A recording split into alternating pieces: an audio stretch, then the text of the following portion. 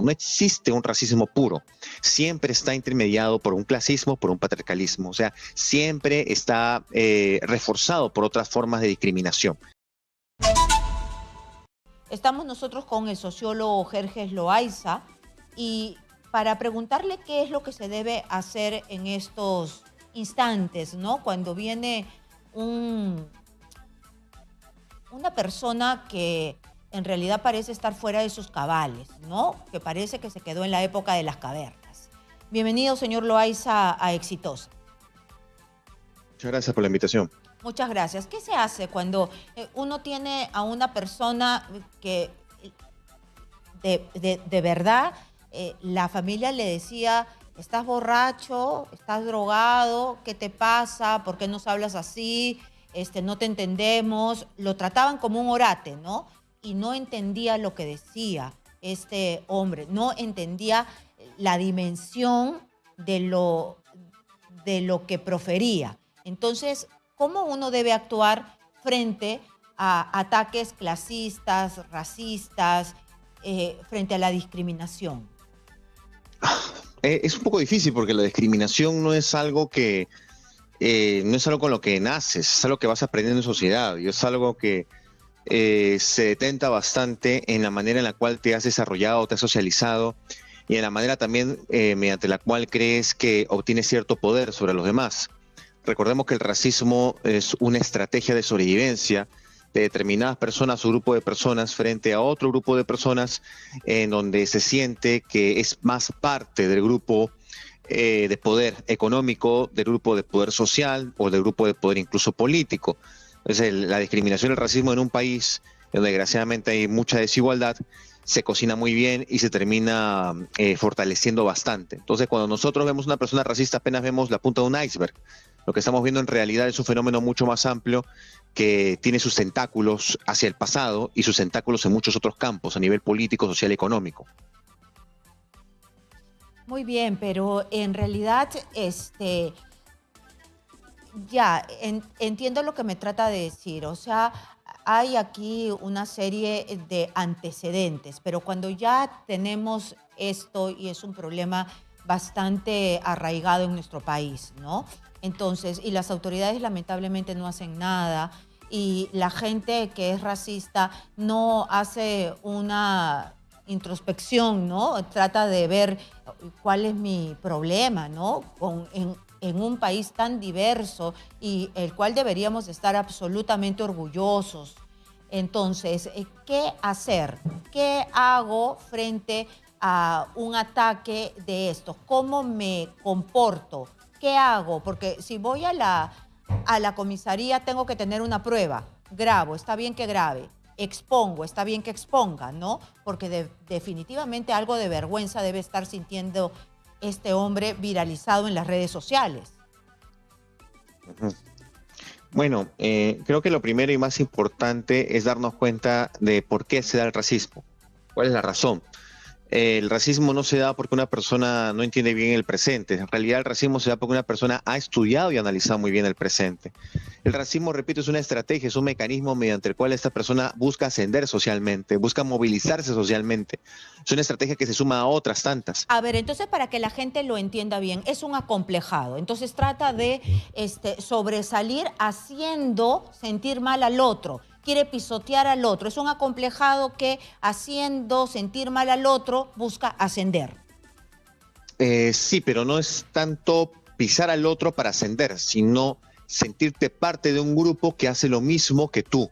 O sea, donde tú eres una persona racista, en realidad tú estás viendo a muchas otras personas racistas que como él actúan o dejan entrever cierto comportamiento. Nadie es racista porque se le ocurre o porque cree que eso es bueno. Es racista porque pertenece a un círculo social, no pequeño, sino muy amplio, que tienen actitudes semejantes. Y para poder sentirte parte de ese grupo privilegiado de personas que hace eso o que busca ser privilegiado, pues actúas con dicho racismo. Podemos encontrar racismo en las esferas más altas, las esferas medias o incluso las más bajas.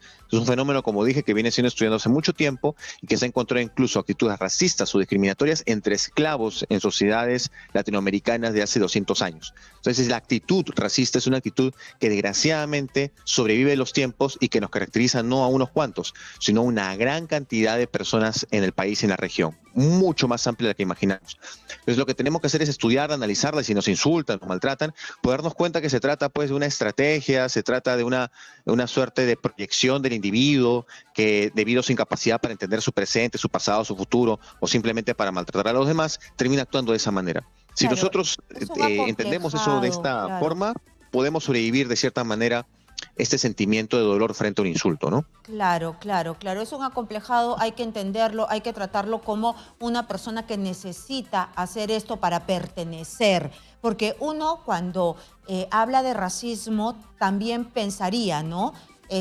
Bueno, de repente el rubio ojos azules está discriminando al cholo porque te cholean inmediatamente, ¿no?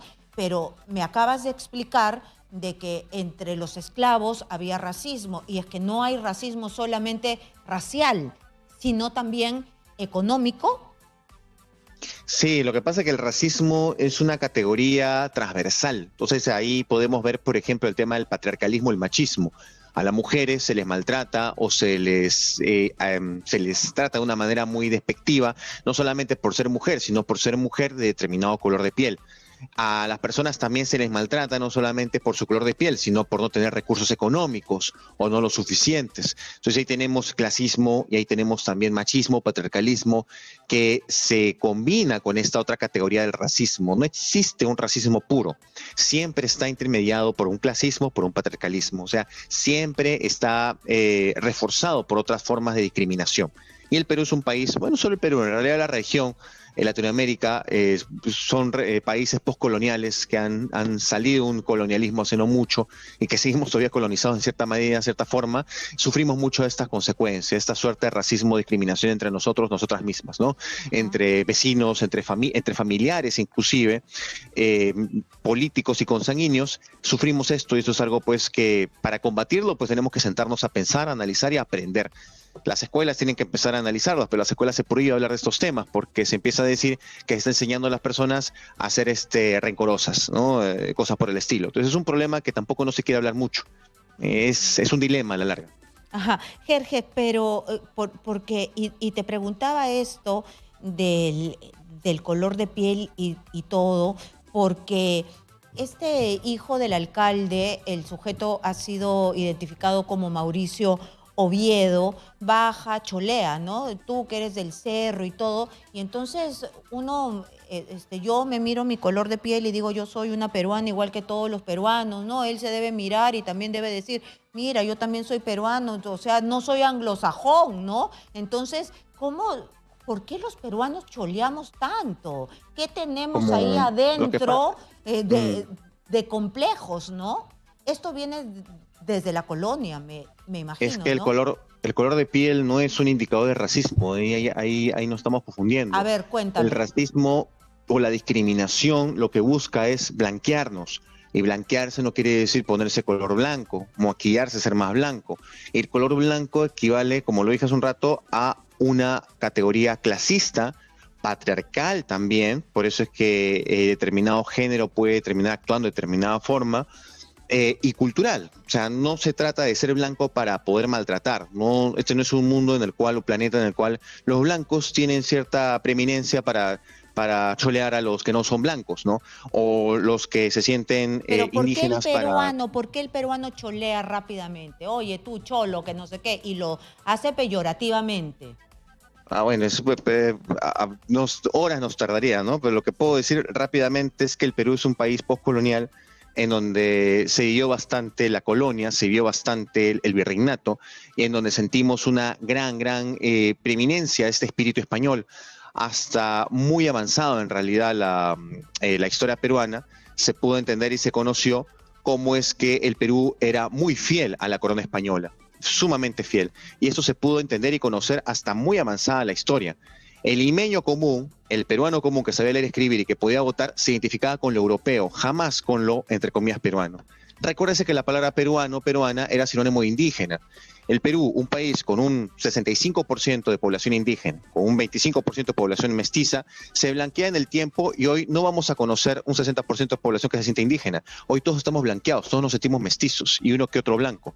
Ese es el acomplejamiento de lo que me hablabas al inicio. En realidad, esto empieza por nuestra historia y se desarrolla desgraciadamente en un tiempo en el cual no debatimos ni conversamos este problema. Y tenemos que debatirlo y tenemos que conversarlo y debería ser un extenso tema en los colegios porque es parte de nuestra aceptación. Nosotros somos peruanos y nos debemos querer como tal. Tenemos campeones de ser, nuestra comida es deliciosa, somos una maravilla mundial, no solamente en Machu Picchu. Tenemos tanto de sentirnos orgullosos como para venir a cholearnos entre nosotros mismos y no aceptarnos. Muchísimas gracias, Jerjes Loaiza, sociólogo, que pone sobre la mesa varias taras que tenemos y que no sabemos aceptarnos. No entiendo por qué.